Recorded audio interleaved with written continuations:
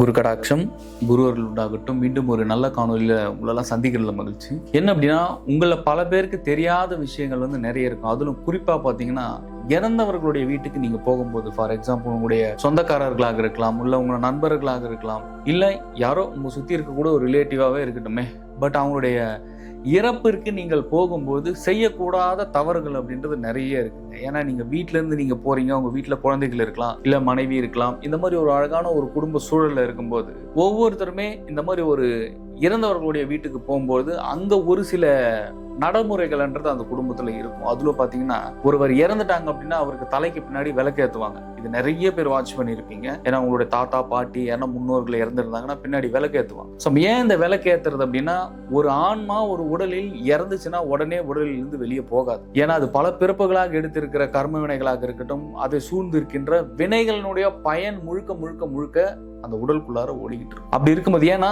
கர்மா அப்படின்றது அணுக்களுக்குள்ளேயும் ஊடுருவதால் அறிவியல் ரீதியாக நீங்க பாத்தீங்கன்னா எல்லாமே அணுக்களோட கோர்வை தான். நீங்க எது எடுத்து தின்னாலுமே அது உள்ளுக்குள்ளார போச்சுன்னா அதுவாகவே தன்னை மாத்திக்கக்கூடிய ஒரு கெப்பாசிட்டின்றது இருக்கு எல்லா பொருளுக்குமே. ஸோ அந்த மாதிரி ஒரு நிலையில இருக்கின்ற ஒரு உடல் இறந்ததுக்கு அப்புறம் படுக்க வச்சிருக்கும் போது பின்னாடி விளக்கு வைக்கும்போது அந்த விளக்குக்கும் உங்களுக்குள்ளார இருக்க ஆன்மா ஒலிக்கும் ஒரு ஃப்ரீக்வன்சின்றது ஏற்படும். அந்த ஃப்ரீக்வன்சி மூலமா கம்ப்ளீட்டா தன்னுடைய உடலுக்குள்ளார இருக்கிற அந்த நெகட்டிவ் எனர்ஜிஸ் எல்லாமே அந்த ஆன்மாவினுடைய அந்த கர்ம பதிவுகள் எல்லாமே அந்த விளக்குல போயிட்டு ஸ்டோர் ஆகிட்டு அது எரிஞ்சு நாசமாகிட்டு இருக்கும். அந்த நேரங்களில் நீங்க ஒரு இறந்தவர்களுடைய வீட்டுக்கு போனா, ஏன் போன உடனே நம்ம முன்னோர்கள் பாத்தீங்கன்னா காலை முதல்ல தொட்டு வணங்கிட்டு அதுக்கப்புறம் போய் முகத்தை மட்டும் பார்த்துட்டு இப்படி வந்துருவாங்க. ஆனா யாருமே தலைப்பகுதிக்கு போக மாட்டாங்க.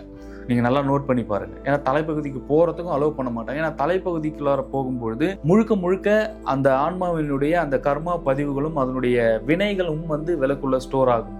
நீங்க அந்த பக்கம் போகும்போது உங்களுக்கு பாதிப்புகள் அப்படின்றது ஏற்படுறதுக்கு அதீதமான வாய்ப்பு. இது குறிப்பா பாத்தீங்கன்னா, இன்னும் வில்லேஜ்ல எல்லாம் பாத்தீங்கன்னா இன்னும் கூட தலைப்பகுதிக்கு யாரும் போகாதீங்க அப்படின்னு சொல்லக்கூடிய சூழ்நிலைகள் இன்றும் பல கிராமங்களில் இது நடைமுறையில இருந்துகிட்டு தான் இருக்கு. அதே மாதிரி ரெண்டாவது, நீங்க செய்யவே கூடாத விஷயம் என்னன்னா, இடுகாட்டு வரைக்கும் நீங்க போறீங்க அப்படின்னா திருப்பி ரிட்டர்ன் வரும்போது அந்த இறந்தவருடைய வீட்டுக்கு வெளியே ஒரு பக்கெட்ல பாத்தீங்கன்னா தண்ணியை வச்சிருப்பாங்க. அது ஏன் வைக்கிறாங்க அப்படின்னா, நீங்க அங்க போயிட்டு நீங்க வரும்போது அந்த இடத்துல உங்களுடைய பல நெகட்டிவான ஒரு எனர்ஜிஸ் உங்களை சூழ்ந்திருக்கலாம். ஏன்னா பல வகையான ஒரு எண்ணலைகள் அங்க உலாவிட்டு இருக்கும். ஏன்னா ஒரு இறந்தவங்களுடைய நம்ம வீட்டுக்கு போகும்போது அந்த இடத்துல ஒரு நெகட்டிவ் எனர்ஜிஸ் தான் அதிகமா இருக்கும். ஸோ அந்த மாதிரி நீங்க வரும்போது அது உங்க வீட்டுக்கும் வராம இருக்கணும் அப்படின்னா நீங்க கட்டாயமாக ஒவ்வொருவருமே இறந்தவர்களுடைய வீட்டுக்கு மறுபடியும் சென்று உங்களுடைய கைகளாக இருக்கட்டும், உங்களுடைய கால்களை முகங்களை நன்றாக கழுவிக்கொண்டு வீட்டுல பாத்தீங்கன்னா அப்படியே விளக்கு வச்சிருப்பாங்க.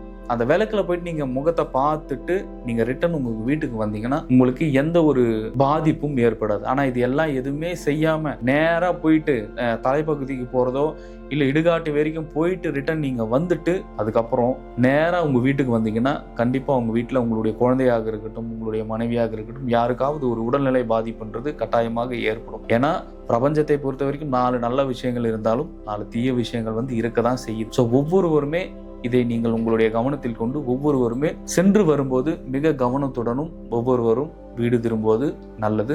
ஏன்னா இது ரொம்ப ஒரு நெகட்டிவான கண்டென்ட் தான். பட் இருந்தாலும் நீங்க தெரிஞ்சுக்கணும் அப்படின்ற ஒரு நல்ல எண்ணத்தால குரு பிரம்மானந்த ஸ்ரீ சிவபிரபாகர சத்யோகி சுவாமிகள் அவர்களுடைய உயர்ந்த அருளாலும் மற்றும் இறைவனின் பெரும் துணையாலும் இந்த காணொலியை உங்களுக்கு நான் பதிவு பண்ணிக்கிட்டு இருக்கேன். மீண்டும் ஒரு நல்ல காணொலியில் சந்திக்கலாம்.